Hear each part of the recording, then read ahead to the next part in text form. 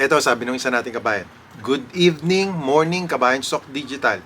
Experience ko yan sa mga kabayan natin na nakatrabaho ko. Wala naman degree or certificate as a home care, caregiver, feeling tagapagmana. Siya na nga yun. Natuto lang sa amin, siya pa umasta, akala mo nurse. Bully po siya. Toxic as in sobra ugali niya. Sigad na talaga gumawa ng way para mawala na ako sa ganong klase na ka-workmate, na kabayan natin, whether healthcare worker or housemaids, porque nauna sa'yo, feeling sila na yung magaling, bida-bida. Feeling amo, tagapagmana, naniniwala ako, may hangganan lahat ng ganyang klase masama ugali na kabayan natin. Yun nga pala, bully katrabaho ko, kinarma silang dalawa. Uy, dalawa pa pala yun ha. Nakakulong ngayon dahil may ginawa sila against sa protocol ng trabaho namin bilang caregiver. Ayun, nako. Baka isa ito doon sa mga nabasa ko sa balita na may ginawa daw sila against protocol sa trabaho. Ano kaya yun? Pinoy ako!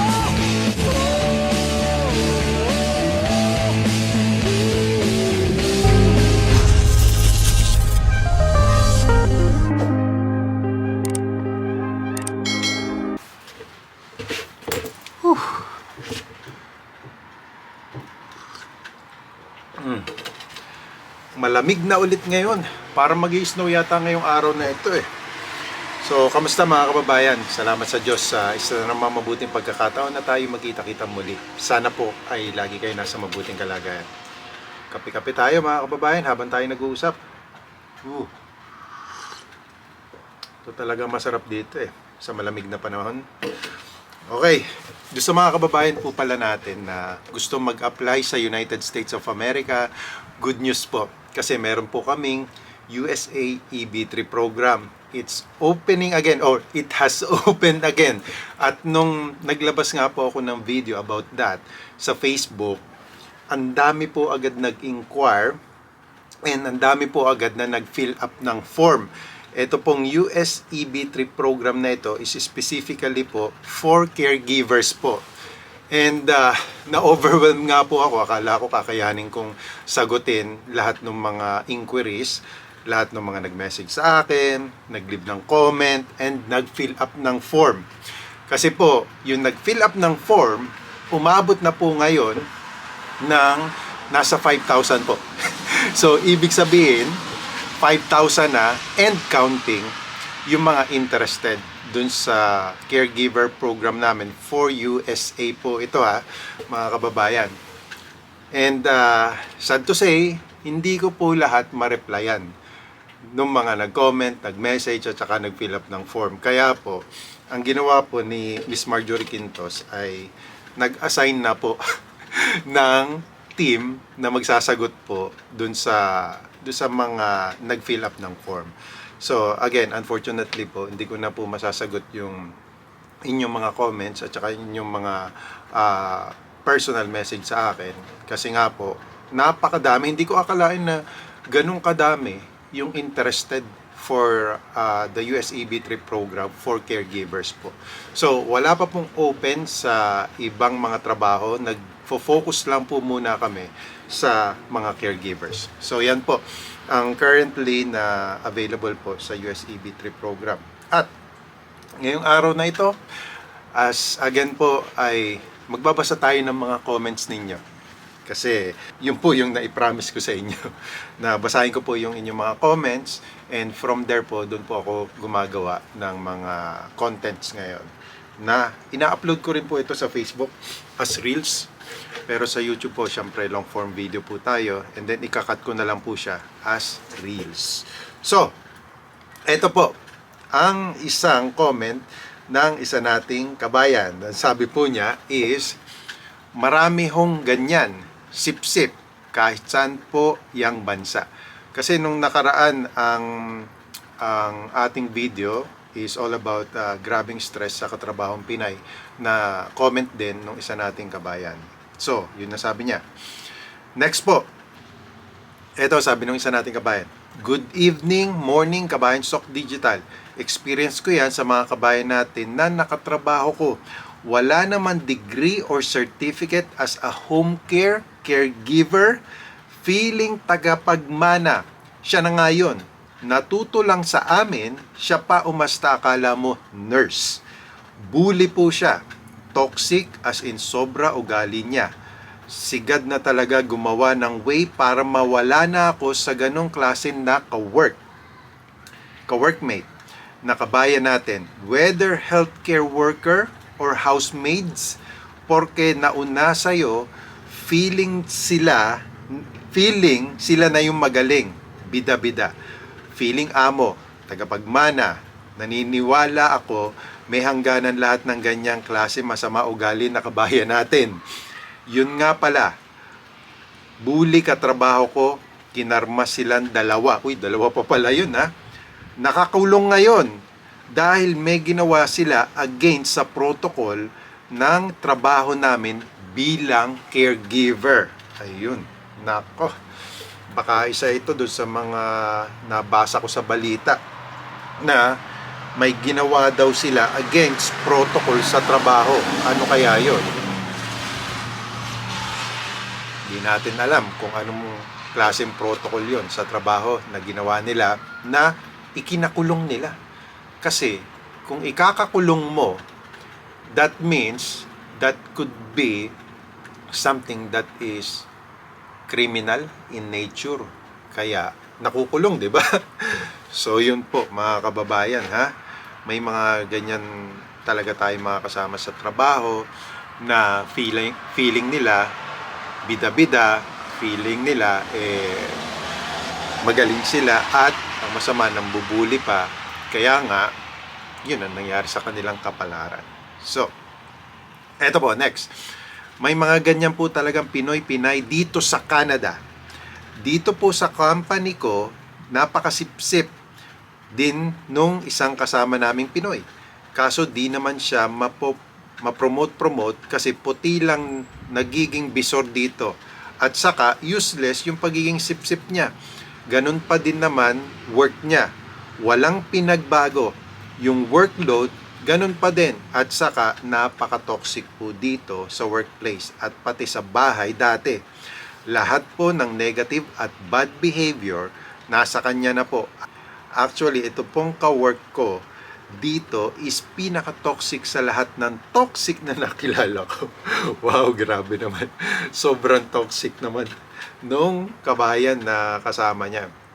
So, yung iba po kasi dito, siyempre, pagdating nyo po dito sa Canada, kung bago pa lang po kayo na darating dito, kasi experience ko po yan, usually po, kung halimbawa, we are at the same employer na pagtatrabahuhan, magkasama tayo sa trabaho, and then at the same time, magkasama na rin po tayo sa bahay. So, ganun po yung setup dito pagka mga temporary foreign workers. So, usually po magkakasama po sa trabaho at saka kasama rin po sa bahay. Yan po kasi mga kababayan, pagdating nyo po dito, talagang kahit saan naman pong bansa kayo pumunta, meron kayong makakasama na Pinoy, di ba? Sa trabaho. And hindi lang Pinoy, iba't ibang mga lahi na makakasama ninyo. And with that, syempre, isa na po na kailangan na ihanda nyo yung sarili nyo is kung paano tayo makikisama sa ating mga katrabaho, sa ating makakasama sa bahay. Lalo na at pagdating nyo, kayo ay temporary foreign worker pa lang. And first time nyo halimbawa na mag-iibang bansa, ay yung ibang mga kababayan natin ay sanay na sa ganung setup kasi meron na silang previous experience sa ibang bansa. Katulad ko po, ako po, nung dumating po ako dito, this is the first time na nagtrabaho po ako outside of the Philippines. Ito lang po yung talagang bansa na napuntahan ko kung saan nagtrabaho ako, which is ito nga pong Canada. Kaya Kumbaga, nung dumating ako dito, I can relate to those people na walang experience sa pangigibang bansa, sa pakikisama sa mga katrabaho as OFW. Although, yung pakikisama naman mga kabayan, kahit pa nasa Pilipinas kayo, ay kailangan nyo din talaga makisama. Um, makisama sa lahat ng tao na makakasalamuha ninyo, 'di ba? Yan po talaga, hindi po may iwasan 'yan. Kahit pa sabihin mong ikaw ay yung tipo ng tao na ayaw mo makihalubilo sa ibang tao, hindi po talaga mangyayari yan. Not unless nasa isang isolated na island ka, na ikaw lang talaga ang solo doon, na wala ka talagang makakasalubong na tao. Talagang in life, mga kababayan, may encounter tayo ng mga tao na iba't ibang background, iba't ibang culture, iba't ibang way na pinalaki sila na magulang nila, iba't ibang mga tao na nanggaling rin sa iba't ibang mga environment. May mga kaibigan naman siguro tayo na iba't iba yung mga background nila. Meron tayong kaibigan na mayaman, meron tayong kaibigan na mahirap, meron tayong mga kaibigan na nakapag-aral, nakatapos, meron din tayong mga kakilala na hindi rin naman nakapagtapos. So, iba't ibang mga background, mga kababayan, iba't ibang mga tao. At bawat tao, tatandaan nyo parati, let's give them the benefit of the doubt. Diba? Always. Kasi maaring yung tao na nakasalubong mo, nakasalumuha mo, ay meron ding pinagdadaanan katulad mo, 'di ba, kabayan? So lahat naman po tayo may mga iniisip araw-araw. Meron tayong mga kanya-kanya, ang sabi nga nila, laban sa buhay. So tayo, let's give every people the benefit na unawain sila. 'Di ba? Kung sabi nga nila, kung ikaw yung nakakaunawa, ikaw na yung umunawa doon sa tao na makakasalamuha mo or makakausap mo. So, maaaring yung iba kaya ganun yung kanilang ugali is because meron silang pinagdadaanan, 'di ba? If we can be a friend to them, kausapin natin sila para malay mo, one way or the other, ay may maitulong tayo sa kanila. Pero when it comes to the point na talagang ginawa mo na yung part mo para kausapin sila, at least somehow lend them a helping hand, and then at the same time, ganun pa rin sila, wala tayong magagawa sa mga ganung klaseng tao. So, pagka ganitong malamig mga kababayan, automatic. Kaya yung mga buses dito, pag sumakay ka dito sa mga public transportation, yung specifically nga yung bus, meron sila talagang mga towels doon kasi hindi mo mapipigilan na tumulo ang iyong sipon dito sa lamig. Mga kababayan.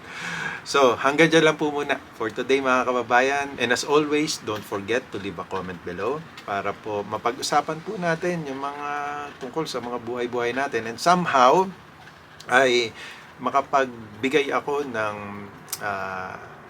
sabihin na nating advice or just a friendly conversation with you para ma-realize natin kung ano ba yung pwede nating gawin sa ating mga kapwa na na-encounter natin sa ating buhay. Okay? So, that's it for me today. I hope you like this video. If you do, please give it a thumbs up. And as always, more comments na babasahin ko to come. I will see you, God willing, on my next video. Samahan nawa kayong parati ng Panginoon sa inyong pang-araw-araw na buhay at magandang araw po sa inyong lahat.